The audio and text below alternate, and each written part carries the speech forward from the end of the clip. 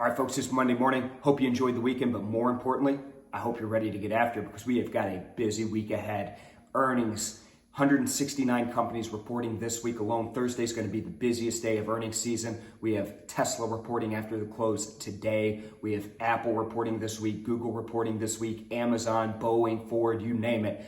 Big companies reporting. Could get this market moving over the next 5 days. That said, heading into the open, markets are very flat. Stocks have been quiet. FX is quiet. We are seeing oil down $1 on news that India saw 350,000 new COVID cases over the weekend, putting pressure on oil. Now that said, it's not just earnings this week. We've also got a Fed meeting Tuesday, Wednesday. Fed Chairman Powell comes out on Wednesday with his discussion around what the Fed decides, where we're at with inflation, where we're at with rising rates. We've also got President Biden speaking before Congress on Wednesday about his $1.8 trillion plan.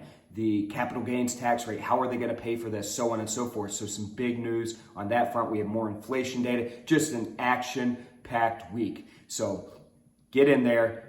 Let's trade some price action. Let's also sign up for that free Nadex virtual boot camp next Tuesday, May 4th, all-day event. Again, it's free. Sign up at nadex.com today. We'll see you there. All right, folks, let's go get some. I'll see you tomorrow.